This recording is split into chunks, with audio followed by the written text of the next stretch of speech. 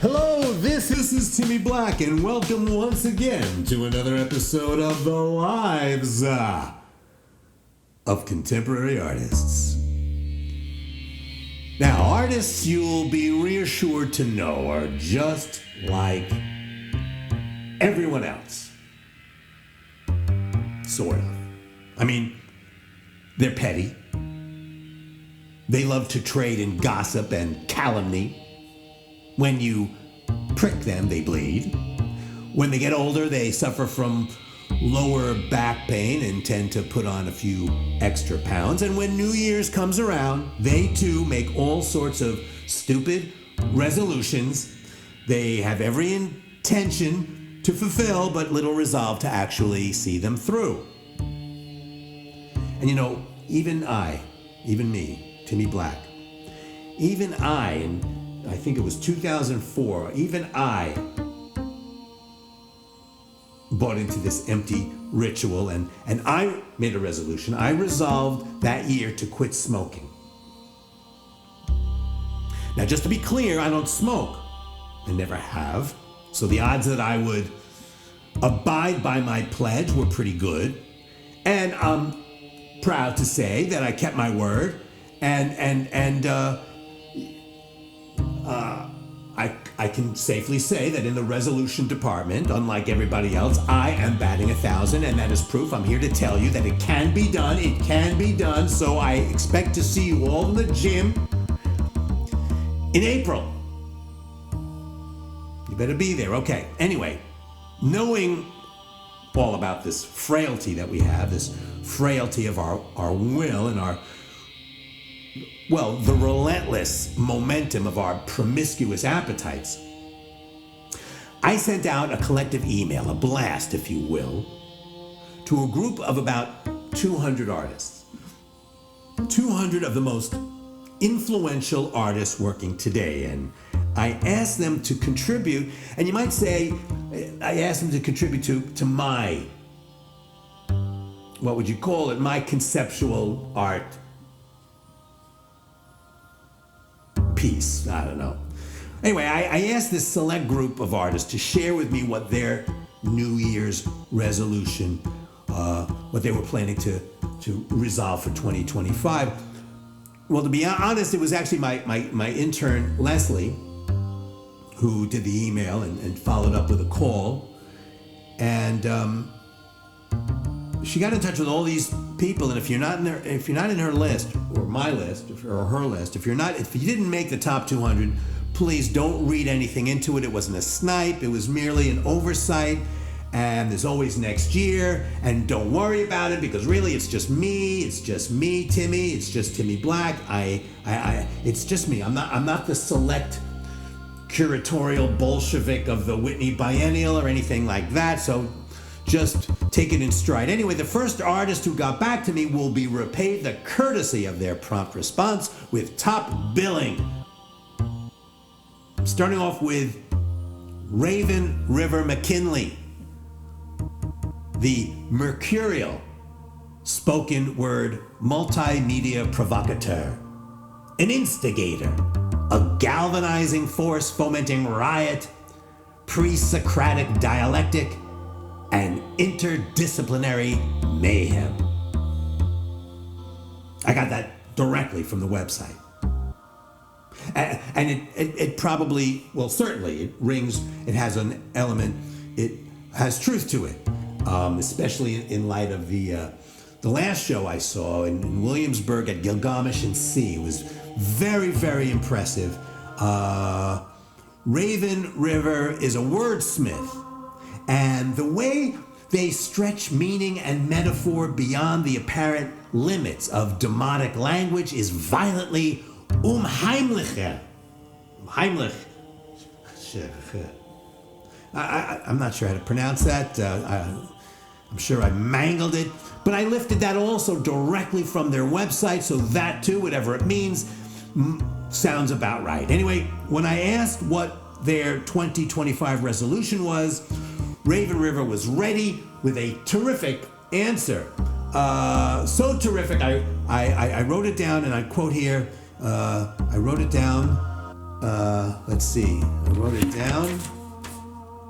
Here it is. I'm going to read it. Quote, I will not submit to E.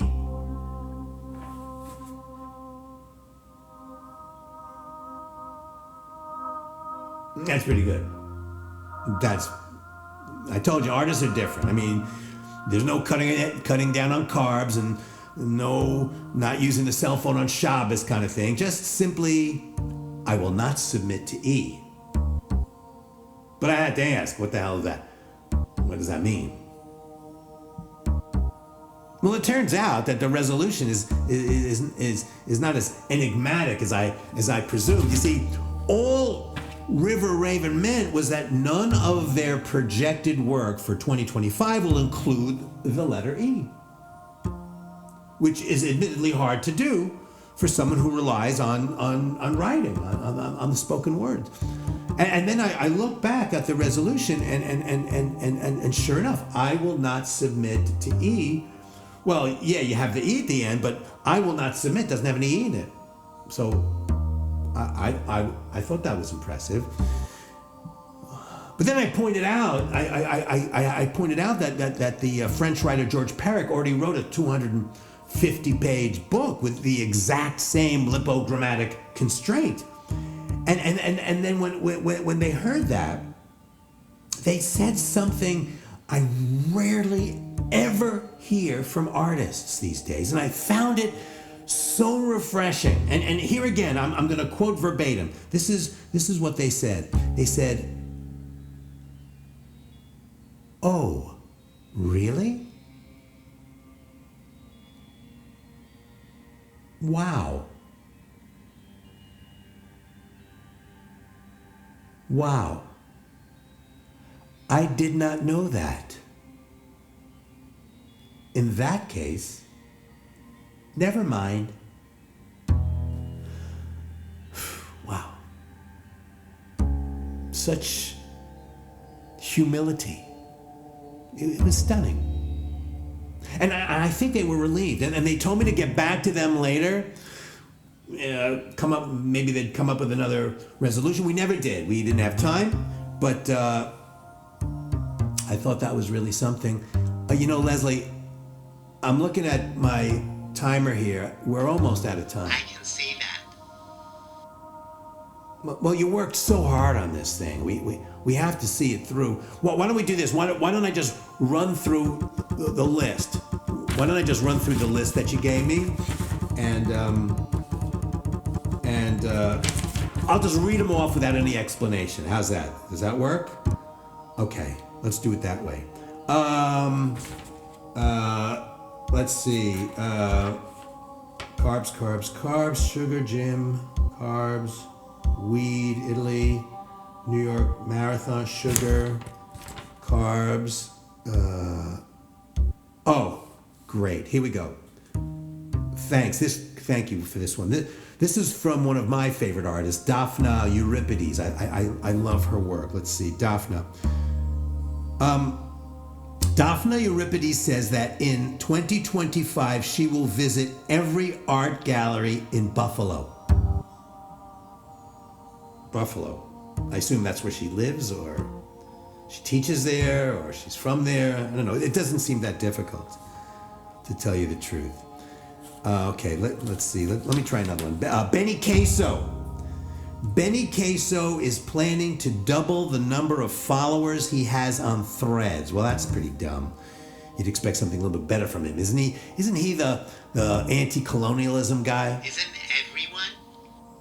Yeah, but he's the one that does it with rubber and concrete. I don't know, remember that piece he did with the brooms made out of twigs? I thought that was pretty good. Anyway, next. Dahlia Danton is gonna learn how to swim. I mean, who doesn't know how to swim? Here. Kipa Fokage wants to gain 50 pounds and do a piece about how it feels to be fat. Wait, you can't. Can you say that? Now you can say that. I don't know how that's gonna. Okay. All right. Here's a good one. Spark Boone. Spark Boone is going to walk from Brooklyn to Camden, New Jersey. Isn't that near Philadelphia? That's got to be 100 miles from Brooklyn, right?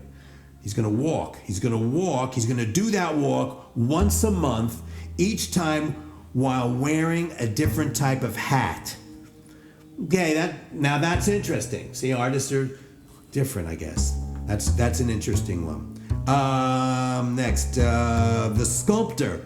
Chastity Finkelstein wants to give up chocolate and polyamorous relationships for one whole year and have the entire text of Borges' On Exactitude in Science tattooed on her thighs.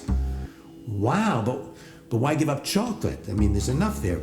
I know we're out of time. I know. Okay, yes. Last one. And it's a good one. It's from David Schaffman, the Los Angeles painter. He writes, though never inclined to commit to anything, especially tuning my intentions to the Gregorian calendar. Now that's a nice turn of phrase, tuning my intentions to the Gregorian calendar. But since you asked so nicely and repeatedly about my New Year's resolution for 2025, I will tell you, and I will promise you, never, and I mean never again, will I listen to the lives of contemporary artists.